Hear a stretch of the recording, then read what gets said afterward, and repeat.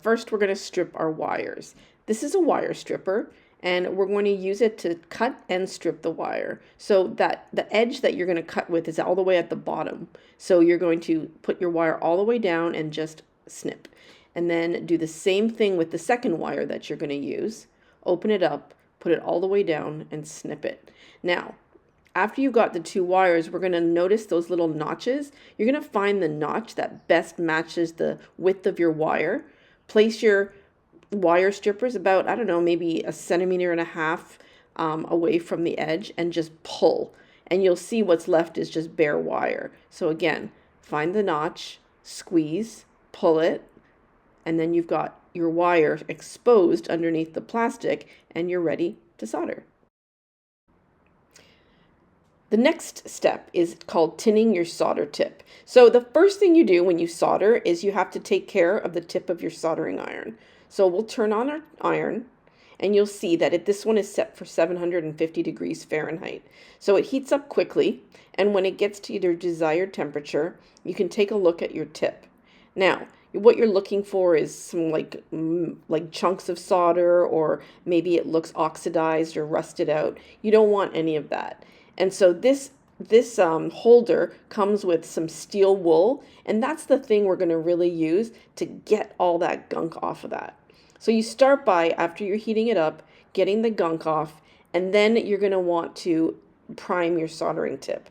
It's best when you have a nice conductive surface on it. So you're going to use some solder. There's two different kinds that we have. There's a big, huge spool, and there's also these little handheld things. I like those.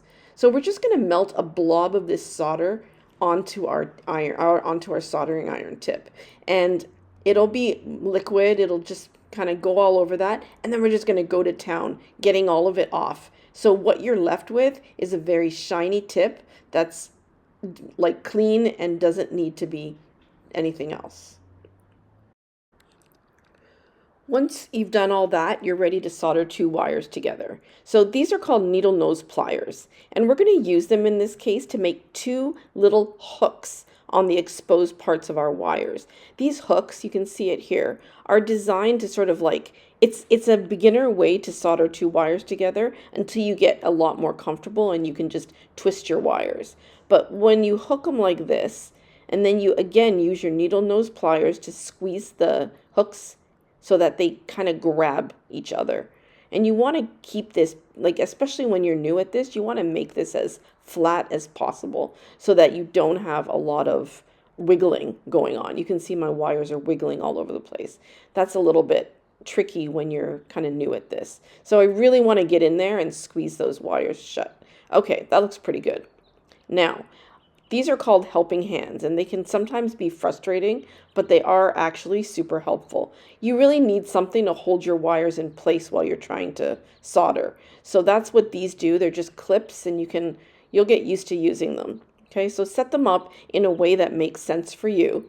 And then this is important, what you're going to do is don't put solder onto your soldering iron. What you're going to do, and again, before you do anything, you just want to make sure your soldering tip is clean and you've tinned it like we showed earlier. And then once you do that, let's do it one more time just to make sure that, we have no problems. So we're we're just tinning it. It's been like, I don't know, maybe 10 minutes since I did the last video, so we just want to make sure our tip is nice and fresh. So we're going to set it all up and look closely, because what I'm doing is placing the solder into the gap between the wire and the tip. Okay, you're not putting the solder onto the soldering iron directly. You're trying to put it so that the whole point is you're trying to heat up the wire along with the solder, so that everything's hot and you get a really good, basically you're creating a metallic bond here. What that smoke you're seeing is the inside of these wires have a chemical called flux, and they're basically designed to create a really good metallic bond. So that's how we get a very nice solder joint. And then make sure to clean off your soldering tip again when you're done, and there you have it. A pretty nice soldering job.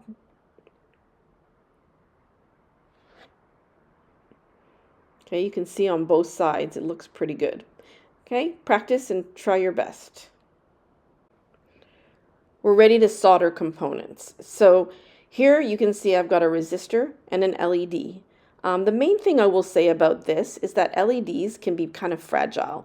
Right at the tip where I'm pointing here, it's very easy for the legs to break off there. So when you're working with them, just be a little careful with them. There's a couple of different ways to sort of connect your wires when you start out. When you get better at this, you can use this twisting method where you can get two needle nose pliers and just twist along. It's hard, and I still suck at it. So what you can see is if you don't get it right, they just fall apart.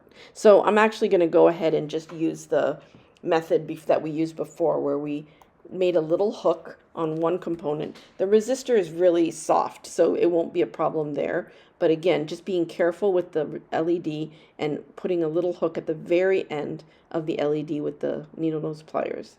Hook them together and then squeeze them shut so that they stay tight.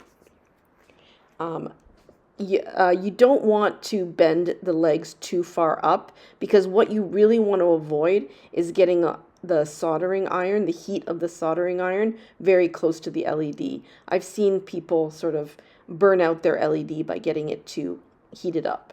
So again, I'm using my helping hands and just setting it all up, and I've got my joint ready to solder. So we're going to use the same technique where we place the soldering iron under the joint, and then you feed the solder into the tip, heating up both the LED leg, the resistor, and the solder, so it all heats up and creates a nice metallic bond. You can see there that we've got it working, and yeah, just be careful with that LED leg. You just don't want to, you don't want to get too much. This is called flux. If you find you're having a hard time getting a good connection, you can try that.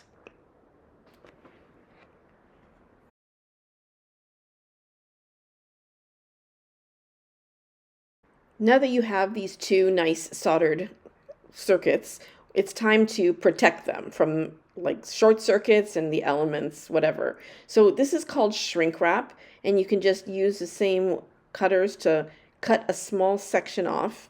You can see that it's fatter than your wire, and that's because we want it to be able to slide over the whole, the length of your wire. So we'll start with this one, and we're just going to slide it through, and the whole point is to protect the joint, right? We don't want to see any exposed wire, because that can cause short circuits. You can't really hear it here, but I've got it. It's like a little glorified hair dryer, and it just shoots out very hot air. So please be careful; it can burn. And it takes that wrapping and it just shrinks it so that it fits snugly to the wire. So now our joint is nicely protected inside of that. You can do the same thing with the LED resistor combo, and honestly it goes right over the resistor. So I'm gonna shrink wrap that whole thing in there. Now be careful, because you can burn yourself, and it gets very hot, and yeah, like just be careful when you do that. Ow, it hurts. So just be mindful of that. But once you're done, you've got these nicely soldered legs. Looks good. And so does that. Here are two joints that I soldered. One of them is good and one of them is not good. You can see that the one that isn't good is kind of lumpy and kind of dull almost. So I would say that it was probably a case of my soldering iron was too hot. The one on the left looks really good. It's smooth, it's shiny, and it's a solid solder. So that's it's just practice. So keep trying over and over, and you'll get better and better at it.